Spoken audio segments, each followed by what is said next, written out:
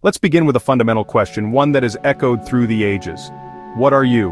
Are you simply this physical form, a complex machine of cells and bones destined to walk the earth for a fleeting moment before returning to dust? Or is your true essence something less tangible? Are you the intricate tapestry of thoughts, the vivid gallery of memories, the symphony of feelings that constitute your inner world? This is the classic mind-body problem, the ghost in the machine. Where does the physical self end, and the conscious self, the you that experiences the world, truly begin? For millennia, we sought answers in philosophy and faith.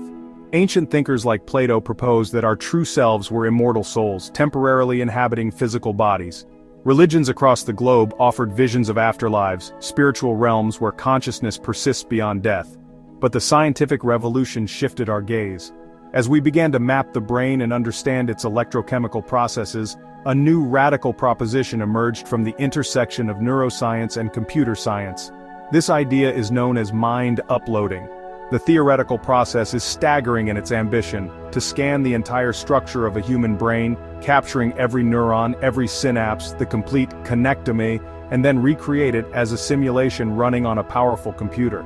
The promise is nothing short of godlike, to transfer your consciousness into a digital substrate, to live on as an information-based being, free from the decay, disease, and inevitable death that haunt our biological existence. It's a modern-day quest for the Holy Grail, a technological dream of eternal life, a way to finally conquer time itself.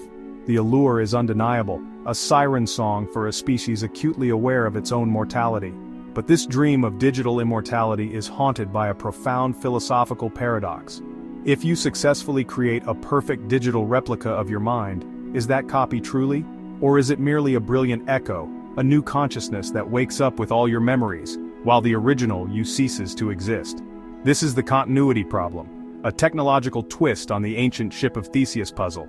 If you replace every plank of a ship, is it still the same ship? If you replace every neuron with a line of code, are you still you? This question cuts to the very core of what we define as identity and personal existence. To truly understand this audacious dream, we must embark on a journey.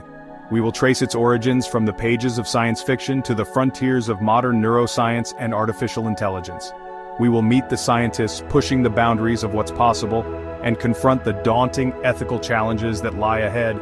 Is mind uploading the next step in human evolution, or a cautionary tale in the making? Long before scientists took it seriously, the disembodied mind lived in the pages of science fiction. In an era of vacuum tubes and colossal computers, capturing consciousness was pure fantasy, but sci-fi was a laboratory for the impossible. The 1950s in particular provided the perfect crucible. It was a decade of contradiction. Post-war optimism about technology launching humanity to the stars, set against the chilling Cold War anxiety of nuclear annihilation, and the loss of individual identity. This tension between technological utopia and dystopian control became fertile ground for radical ideas. One of the most powerful early visions came from Arthur C. Clarke. In his 1956 novel, The City and the Stars, the citizens of Diaspar achieve immortality. Their consciousness patterns are stored in the city's central computer, reborn into new synthetic bodies after long periods of inactivity. It was a vision of a perfected, stable society, preserving its culture and knowledge for eons. But Clarke also hinted at a profound cost.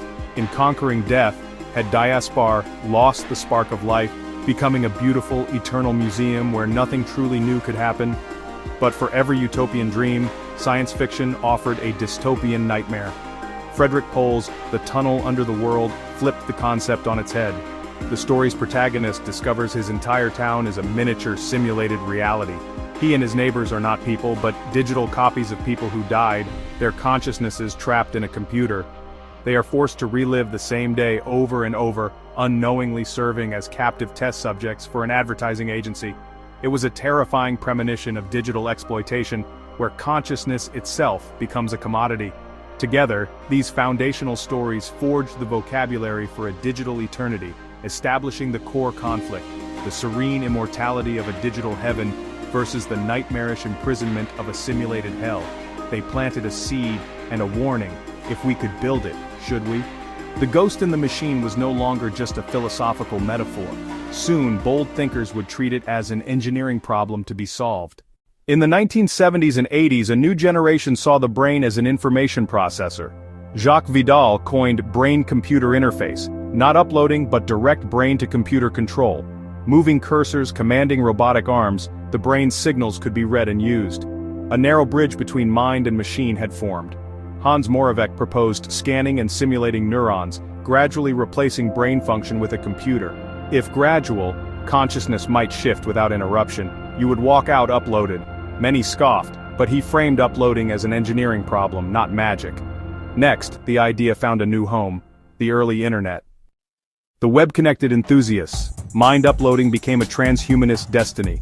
Extend life, increase intelligence, enhance well-being, the ultimate victory over our biological prison. They argued methods: Moravec's gradual replacement versus scan and copy. Cryonics joined the cause, an ambulance to the future where nanotech might reconstruct minds. By the 1990s, uploading was a central futurist pillar, an ideology with a growing community. Fiction-inspired speculation. Speculation fueled movements that pushed research. Advocates framed it as humanity's greatest project, digital salvation through wires. But what does the science actually say? The 21st century brought a torrent of data and an arsenal of new tools, fueling a modern quest for digital immortality. After cracking the human genome, the brain seemed the next frontier. With computational power exploding, the dream of translating consciousness into code felt tantalizingly close. But decades in, uploading remains science fiction. Ambitious projects like the Blue Brain Project simulate tiny brain circuits, creating breathtaking digital reconstructions of thousands of neurons. These are monumental achievements, yet they are utterly dwarfed by the staggering complexity of our own 86 billion neurons.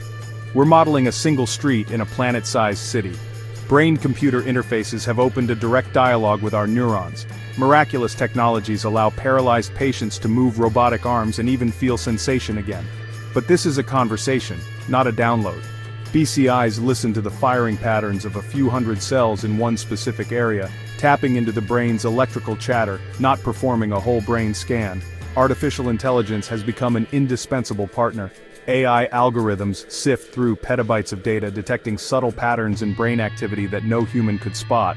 They help us model memory formation and predict neuron behavior. We use the brain to build smarter AI, which in turn helps us unlock the brain's own secrets. Brain mapping, BCIs and AI are our front line, the tools of modern-day cartographers charting the inner cosmos. But their maps are still filled with massive blank spaces, revealing more than anything, the sheer scale of the mountain we have yet to climb. The first great wall is resolution. Our best non-invasive tools like fMRI see the brain in blurry strokes. They measure blood flow, a slow, indirect proxy for neural activity. A single fMRI pixel contains hundreds of thousands of neurons. It's like trying to understand a city's conversations by looking at its power grid from space. The synapse by synapse detail isn't there, and the detail required is staggering. It's not just the connections but the ever-changing strengths of 100 trillion synapses. It's the precise distribution of proteins, the vital role of glial cells, and the layer of epigenetic marks controlling gene expression. These are vast, dynamic, and largely uncharted territories. To get this molecular-level detail, the only known method is brutally destructive. Molecular connectomes of tiny insect brains are built by preserving, staining, and slicing the tissue into thousands of nanometer-thin layers for an electron microscope. This process takes years and cannot be performed on a living human. The problem of scaling this from a fruit fly's 100,000 neurons to a human's 86 billion is monumental. The number of connections explodes into the hundreds of trillions, creating a dataset of unimaginable size. This brings us to the fantasy of the remote covert scanner. It simply violates basic physics. Any signal that could penetrate the skull and resolve individual neurons would be scattered into useless noise. To overcome that, you'd need a beam of energy so focused it would heat and damage the tissue instantly.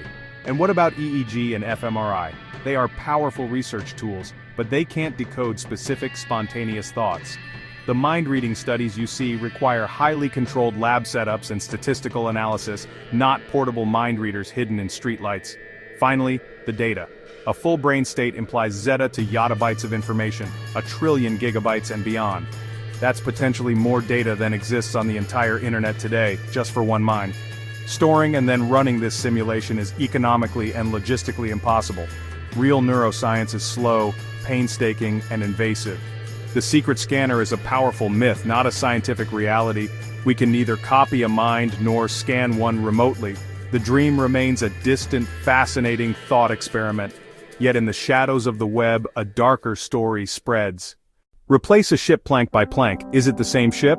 Replace neurons gradually, as Moravec proposed. Many think continuity survives. But scan and copy creates a twin. Your digital replica believes it is you, yet you still stand here. Continuity shatters, two streams diverge, biological and digital. We feel like the same person because experience flows unbroken. A copy is a duplicate, not a continuation. Without understanding consciousness, we can't know if it's copyable like a file or substrate-bound. Into this philosophical fog, conspiracy takes root. Online, the futurist dream mutates into a present-day nightmare. Stories claim secret devices scan minds everywhere, turning thoughts into files. A copy of you, they say, is uploaded to government supercomputers, questioned, trapped, controlled. Real terms get twisted into pseudoscience, and fear spreads. At its core is an old fear, powerlessness before hidden forces. Yesterday's demons become today's fantastical machines, a compelling tale, until we hold it to science and history. First, physics makes remote scanning impossible. Second, the data is astronomical. Third, viable scans are destructive. The secret mind scanner cannot exist within known science. Belief draws power from real abuses. MKUltra's crimes and modern mass surveillance. Motives and methods get conflated into a science fiction conclusion. We must separate slow, real progress from captivating fantasies. Both inspire, but only one is evidence.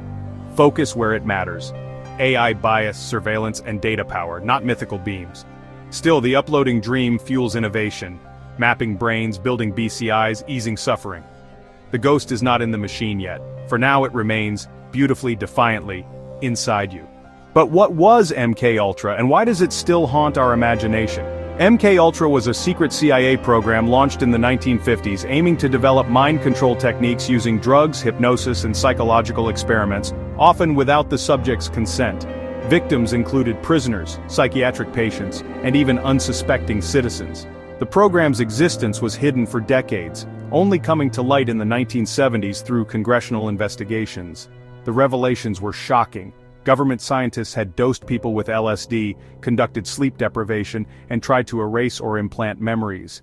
MKUltra became a symbol of real, documented abuse, fueling distrust in authority and inspiring countless conspiracy theories about mind control and secret experiments. Its legacy is a cautionary tale. When science is hidden from public scrutiny, the line between research and abuse can vanish. Today, MKUltra reminds us why transparency and ethics matter in neuroscience and technology.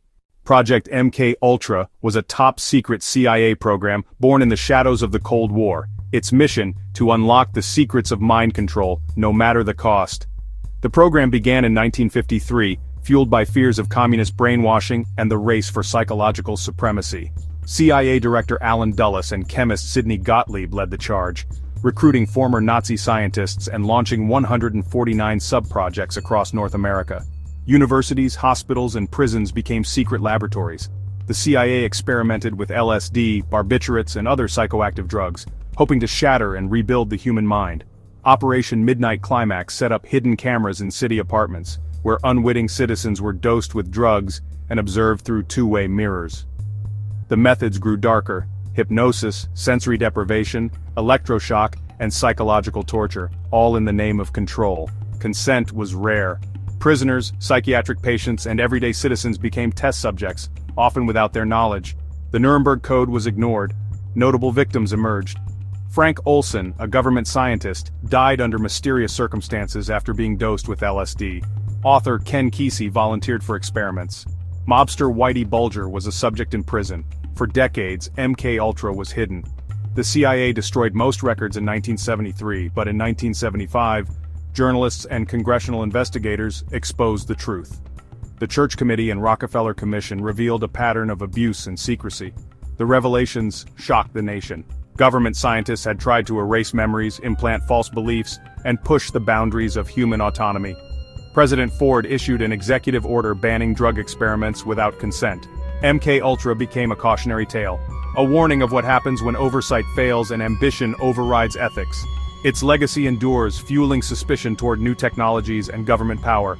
Today, as neuroscience and AI advance, the lessons of MKUltra are more vital than ever. Transparency, consent, and ethics must guide every step. When science is wielded in the shadows, the consequences can haunt generations.